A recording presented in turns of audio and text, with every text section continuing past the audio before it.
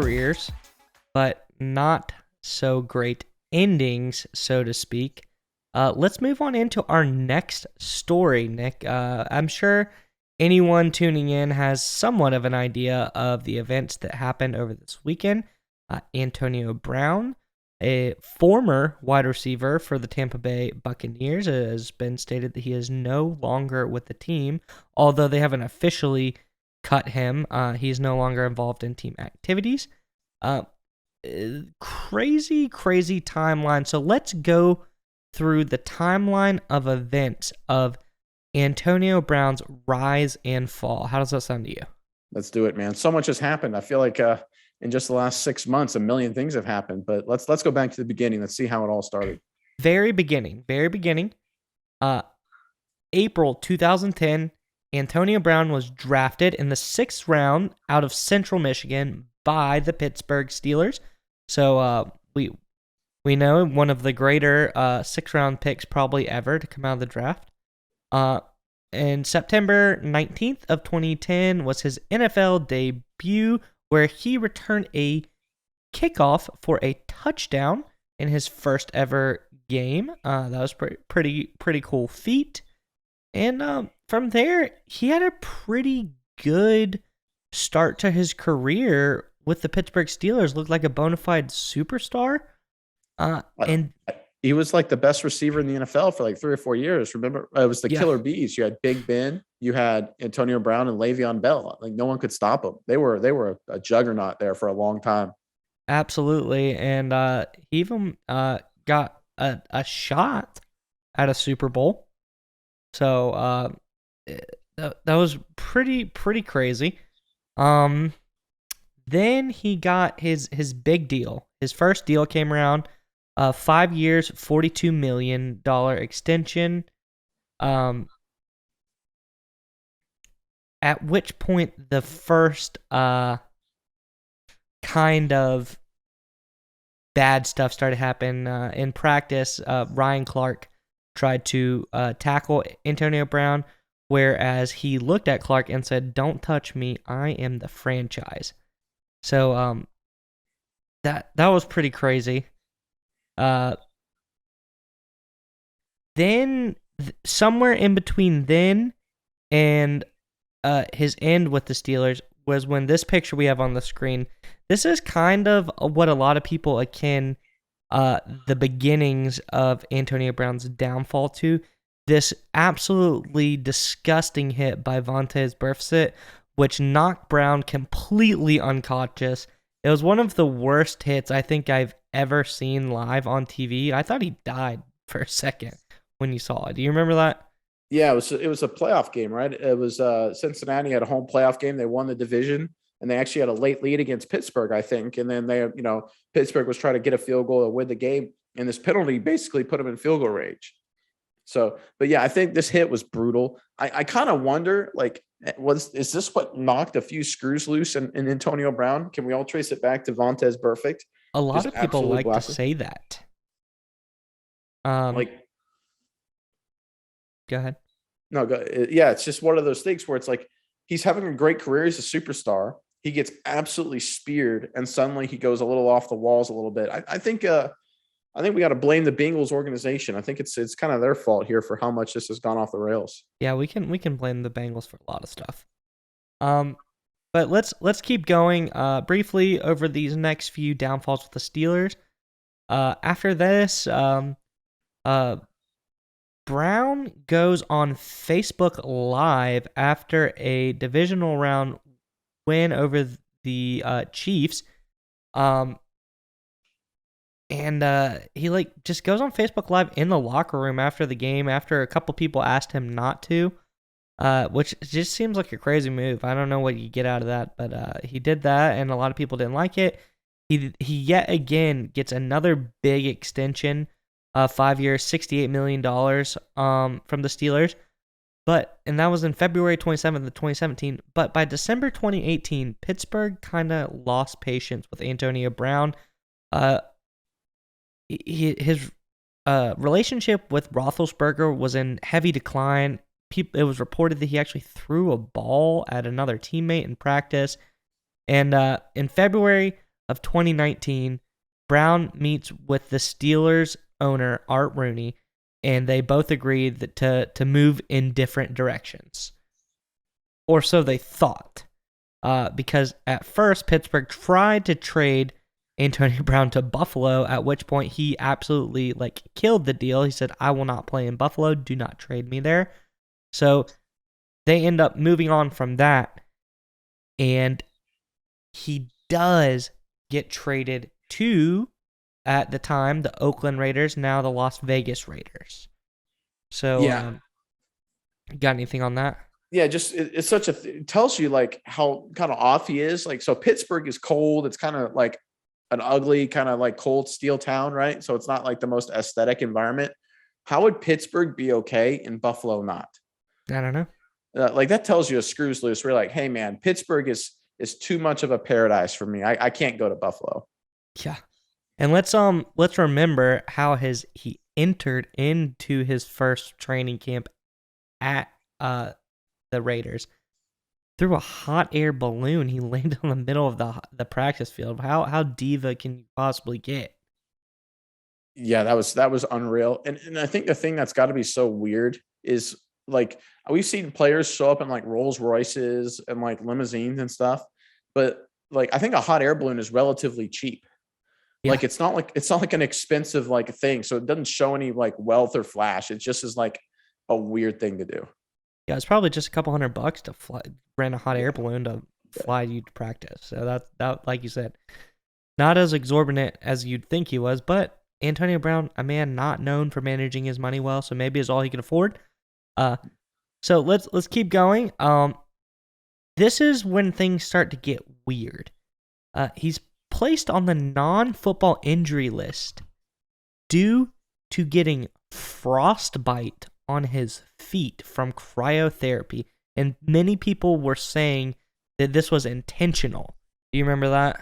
Yeah, so the only time I've ever heard of cryotherapy is I think there's a Shark Tank episode where they were trying to sell it, and all the sharks were like, this is so stupid, no one's going to ever do it. So I feel like they got out of the Shark Tank and all the sharks were like, don't want any part of this. And then they try to pitch it around the country, and everyone was like, this is so stupid. And then they found Antonio Brown, who was like, this is genius. Right. Oh, yeah. Everybody rejected it, but Brown was like, hey man, this sounds perfect. All I have to do to get better is to literally freeze my skin off and I'll heal so much faster. Yeah, but the thing though is during actual cryotherapy, you're supposed to wear gloves, socks, and something else I can't remember, but you're supposed to wear gloves and socks to protect your hands and feet. So clearly he didn't even do the cryotherapy properly. You know what I mean? Well, is that a moisture thing? Is that just to... So cryotherapy, from my knowledge, is you go into this room or a chamber, whatever one you do, and it gets insanely cold, negative 40 or something like that. And it's supposed to tense up your muscle fibers and make them really cold, so there's a rush of blood that goes to them once you get out, and it makes you heal faster. Something along those lines. Yeah, I think I've heard similar things. That never made sense to me. So not to get too much on a tangent, but I remember in training camp in college, our coaches would always tell us alternate between a freezing cold shower right after practice and a steaming hot shower. And I was like, this is the stupidest thing in the world. Why would I put my body through that kind of torture 3 hours after practice just because supposedly it makes your muscles feel better? It seemed absolutely ridiculous. But then again, we stung. So anyway, keep going. Maybe it was the cryotherapy. That's what would have made Citadel number one. Yeah. All right. So freezes his feet off. Crazy. Then the weirdest of all of these things. This is, to me, the weirdest happened. Antonio Brown contemplates retiring because the NFL will no longer let him wear his helmet. His old, I think it was a shut helmet or something along those lines. A Rydell, one of the older style of helmets. And everyone remembers he went on social media, tried out a million different helmets. I believe the one he ended up picking was a Zenith, was the style he ended up picking. But imagine threatening to retire, even though we know he wasn't great with money and didn't have a lot of reserves. But because you couldn't wear the helmet that you wanted to. I mean, is this guy getting crazier and crazier by the minute, or what? Well, and I know we're jumping ahead here, but as everyone saw this past weekend, Antonio Brown is no fan of any clothing. So maybe this is where it started. It started with him not liking the helmet, and we saw this weekend as he started ripping off all his clothes and jerseys and stuff. Maybe that's it. Maybe it really wasn't. He was mad at the Bucs. Maybe he just didn't think it was a good shirt by the NFL. I think maybe that's what it is. Yeah. Moving on. Mike Mayock fined Antonio Brown like $50,000 for missing practice. Brown posts a letter on social media, has a verbal altercation with Mayock where he allegedly calls him a cracker. Interesting choice of words there. I don't think I've ever heard someone use that term like in a long time. So for Antonio Brown to pull that one out, that's quite shocking. Well, it's just weird. Like you said, everything he did was so weird. Like it wasn't like he was, a model athlete and like team guy, and just was low maintenance and like he just got off the rails because he got one fine. It literally was everything. He somehow froze his feet off, almost retired because he didn't have the helmet, flew in the hot air balloon, all the stuff with Pittsburgh, and then got in this fight with Mike Mayock, essentially his boss's boss's boss. Just bizarre. So, all right, Antonio Brown does all of this. Now he demands his release from the Raiders. So after some discussion, the team voids all of his guaranteed money in his contract, and they release Antonio Brown. He got what he wanted. Everyone's seen the video where he screams, "Grandma, I'm free," and runs around his yard. I think at that time shirtless as well. And finally, Antonio Brown is free. He gets to do what he wants. So what does he want? Antonio Brown, always known as AB, gets saved by TB. Tom Brady and the New England Patriots pick up Antonio Brown, and this is where his first kind of, I guess, normalcy sets in for a little bit. He seems to behave in New England. You don't hear too much about it, right? Well, at least for a brief period of time. But I think the part that was so weird, I don't know if you remember it, but when the Patriots signed Antonio Brown, everyone was like, this is like them getting Randy Moss. Like, because at the time, Antonio Brown was still considered one of the best, wide receivers in the game. He was number one or number two on a lot of people's lists. Yeah. And he goes to the Patriots, which of course are a juggernaut still at the time, and teaming up with Tom Brady, who still had Gronk, still had Edelman, right? So they still had a pretty good running game. Like this was going to like make the Patriots unbeatable. This was considered another just ridiculous steal by Bill Belichick. Obviously it didn't work out. For very underwhelming. Very underwhelming. I think he only played 1 or 2 games, and I guess we'll get into that in a little bit. But like, I remember at the time just thinking like the Patriots may not lose a game. They literally have the best quarterback, the best wide receiver, the best defense. Like this is a steal. Luckily for the rest of us, it didn't work out that way. But here, I'll let you go ahead and talk about that. So that was on September 7th, 2019. Brady and Belichick agree to let Antonio Brown join the Patriots, and I believe it was an agreement between the both of them. I don't think Bill would make that decision if Tom didn't pressure him into it a little bit. So he gets that deal, and we say, listen, September 7th. September 16th, 10th through 16th, allegations of the first sexual assault of his former trainer, Brittany Taylor, emerge, and there's possibly a second one that comes out in the Sports Illustrated magazine. And in September 20th, so what is that, 13 days after he was signed to the Patriots, his career with the Patriots has ended subsequently. Yeah, it was one of those it was just another level of bizarre. Obviously, those were very severe allegations and potential penalties that came from that. But it was, again, so weird because like literally 12 months before, he was a superstar. Yeah. And now he had changed teams again. He was cut from the Patriots. It just looked like it was all blowing up. Like it was still such a weird deal with what was going on. Briefly moving through these next things, they're worth stating, but not worth talking about too much. Hollywood, Florida Police Department distanced themselves from Brown because of number of domestic incidents they were called to at his house. An arrest warrant is issued for Brown for assault and battery of a delivery truck driver. He got probation for that, so he pled for that and got probation. He gets suspended by the NFL for 8 games for violating the personal conduct policy. But then, who else other than TB to AB, Tom Brady, gets Antonio Brown back again to the Tampa Bay Buccaneers this time, his new team. He needs a little bit of extra firepower on the receiving end. And the Bucs signed Antonio Brown to a 1-year deal. What do you think about that? Yeah, so at the time, we didn't know because Antonio Brown hadn't played for a few years. But it kind of is weird that because Brady is always seen as this sort of, I guess it was maybe his time in New England as sort of a like real disciplinarian, no nonsense guy. It never really worked out. Anytime a Patriot who would be a trouble in the locker room in New England, they're usually gotten rid of very, very quickly. And then Brady leaves New England, and then he brings Antonio Brown. And I think didn't he let Antonio Brown like stay at his mansion? House, yeah. Like he basically let Antonio Brown live with him like for months as he was getting brought up to speed and stuff in Tampa Bay and moving to Tampa and all that kind of stuff. That was weird. I'm not. Who knows lie. why they were so close? Brady just seemed attracted to Antonio Brown as like a teammate. He really just wanted him to be on his team. And Brady once again really stuck his neck out here and pushed Bruce Arians, who did not want Brown to be on the team, to come on the team, but nonetheless signs a 1-year deal with the team. They win the Super Bowl that year. Everything seems to be turning around for AB.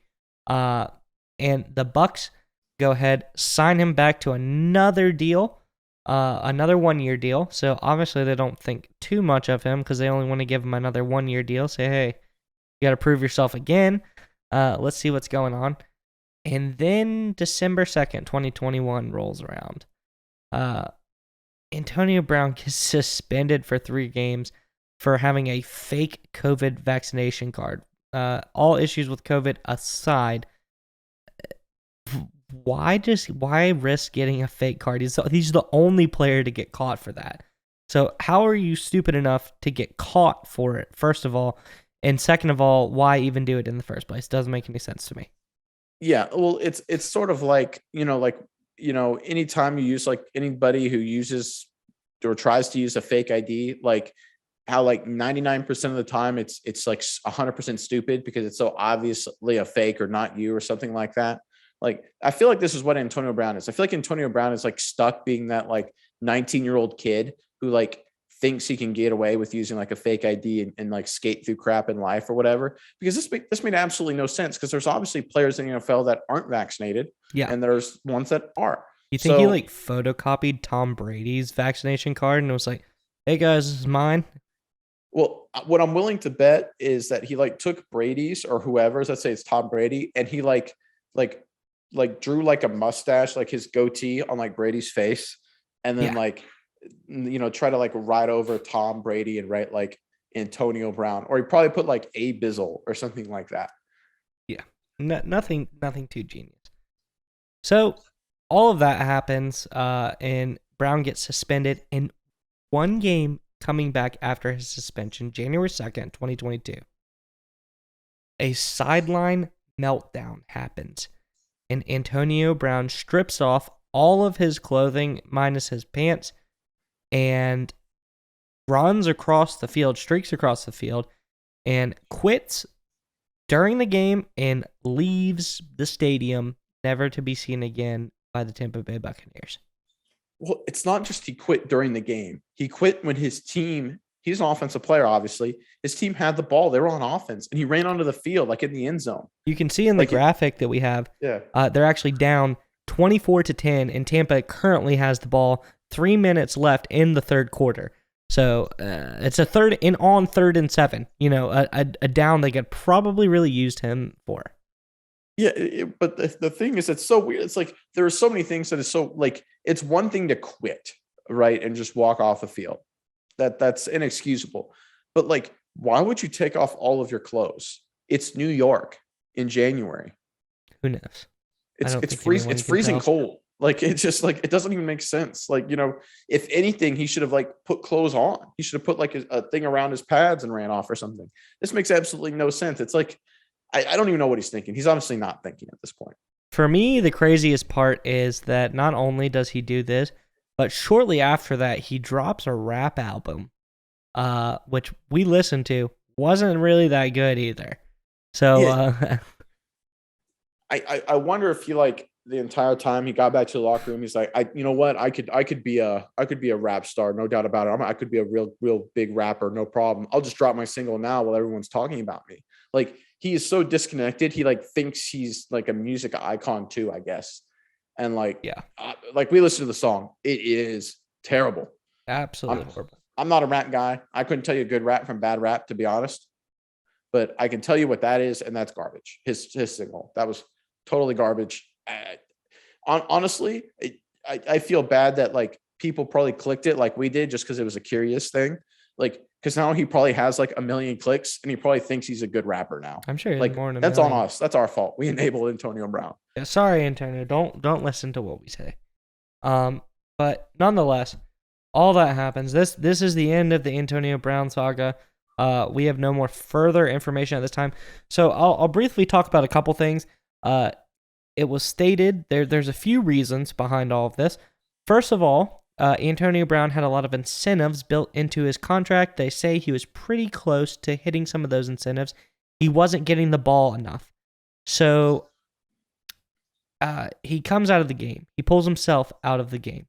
And I guess he's upset that he's not receiving the ball enough. Bruce Arians tries to calm him down. And I don't know if he says, okay, we'll give you the ball more or what the case would be. But it is stated that he says that tells Brown to go back into the game twice. Brown refuses. So then, after refusing to go back in the game, which, I mean, any reasonable coach would do, Bruce Arians tells him to get out. So then Antonio Brown goes into some kind of tirade and strips down and runs out of the field. Later on, they ask Arians about everything, and he says Antonio Brown is no longer a Buc. So that's the end of the story, so to speak. Yeah, I think with the game thing again, it's just Brown. Like there are stories that he's like fighting through an ankle injury and he didn't want to go in and get hurt or whatever, but that just doesn't make any sense. He's on a 1-year deal. It's not like if he gets hurt, he's like jeopardizing, multiple year deals. Like he's already in his 30s, end of his career. It's not like his earning power is behind him as an NFL guy. He actually had a lot of incentives left to get this season if he played.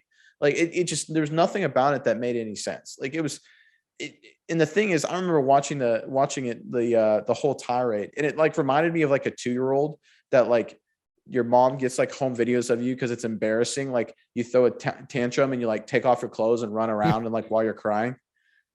Yeah, like I felt like that's what it was. Like I feel like this is like one of those things where like as an adults we look back at our mom's home videos of us and we're like, oh God, that was bad. That? Why that was like, I can't believe I was like that at 2 years old. That's Antonio Brown at 32.